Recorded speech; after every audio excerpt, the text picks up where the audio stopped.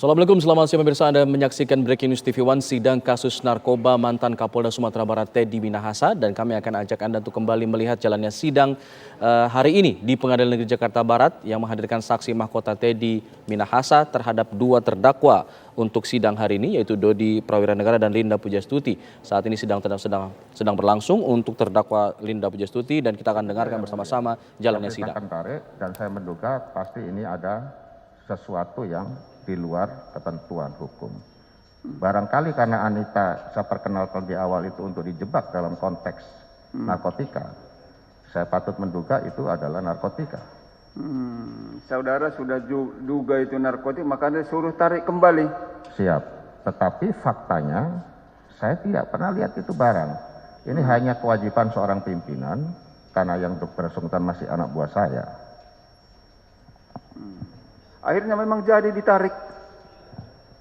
Waktu itu saya minta di video conference, yang bersangkutan keberatan. Saya bilang musnahkan, saya ingin apakah benar dimusnahkan, benar ditarik apa tidak. Yang bersangkutan keberatan. Tidak. Mana duluan perintahnya, ditarik atau dimusnahkan? Sekaligus. Sekaligus, tarik dan musnahkan. Siap. Tapi nyatanya kemudian ditarik juga tidak, dimusnahkan juga tidak, seperti itu. Selanjutnya secara fisiknya saya tidak tahu karena saya ajak video conference tidak mau. Sampai terjadi penangkapan itu tadi. Siap, betul yang mulia. Tidak ada dilaporkan oleh Dodi atau yang mengaku Dodi, ternyata Samsul Marif atau Linda Pujastuti, bahwa yang ditarik itu adalah menyangkut sabu yang dibawa dari Sumatera Barat. Tidak ada informasi tentang itu. Tidak ada disebut pasal itu ya.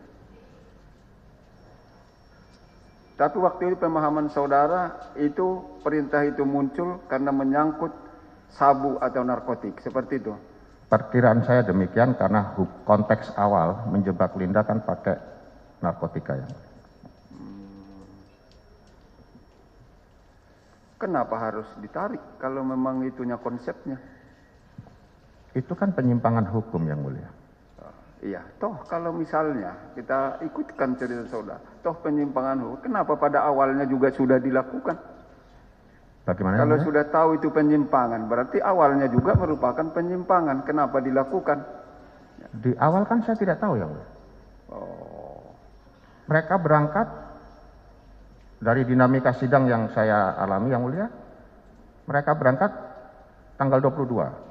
Saudara Dodi dari 7 Agustus baru chat WA kepada saya tanggal 21. Bilangnya izin ke Jakarta naik darat. Lalu saya katakan salam hormat kepada Pak As. As yang dimaksud adalah As SDM Kapolri, yang bagian ngurus-ngurus pangkat dan jabatan.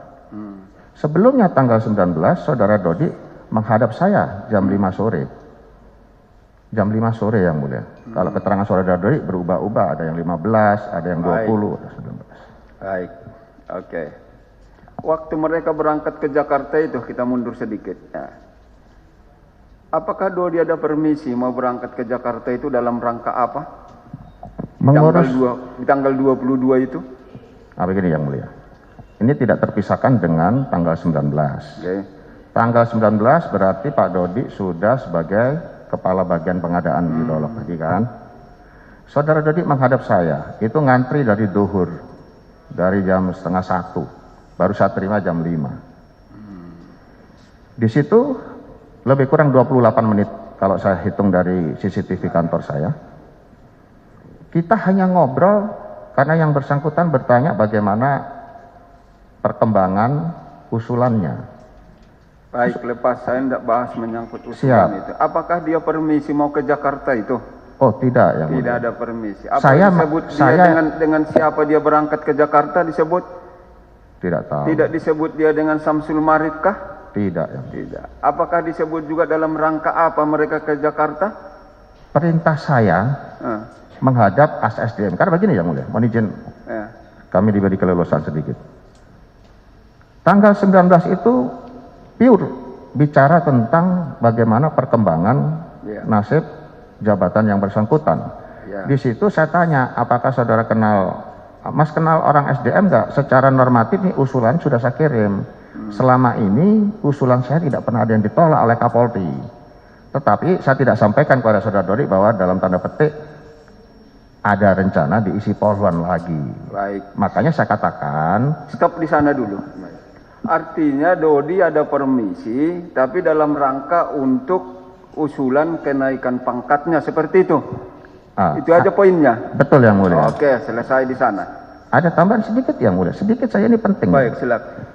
Saya katakan kali ini karena tadi ada informasi dari seorang Polwan bintang 2 kepada saya, Kapolri setuju katanya, berarti kan tidak ada peluang saudara Dodi kembali ke situ. Saya katakan, Mas, tidak hanya usulan normatif yang saya kirim, Mas kan juga perlu lobby-lobby. Di situ saya katakan lobby-lobby, Mas kenal nggak sama orang SDM? Kebetulan SDM mantan Kapolres saya. Mas kenal sama tukang ketiknya Bang Ruruh? Kenal. Itulah dia izin ke Jakarta dalam rangka itu.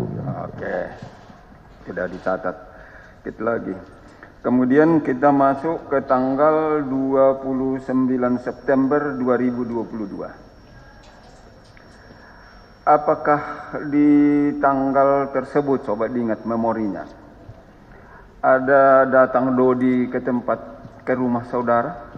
Betul yang mulia, saya yang panggil. Malam itu? Sekitar jam 20-an malam. Malam ya. Itu atas inisiatif dia datang atau atas undangan atau permintaan saksi? Saya yang memanggil melalui ajudan saya. Baik. Dalam rangka apa dipanggil dia waktu itu? Saya hanya ingin menanyakan beberapa hal terkait peristiwa tanggal 24 yang saat itu belum sempat saya klarifikasi. 3 hal, dan itu juga tidak sampai 5 menit yang mulia. Saya tanya itu barang dari mana? Dia bilang siap salah. Kemudian ya sudahlah, nggak penting. Sekarang sudah dimusnahkan apa belum?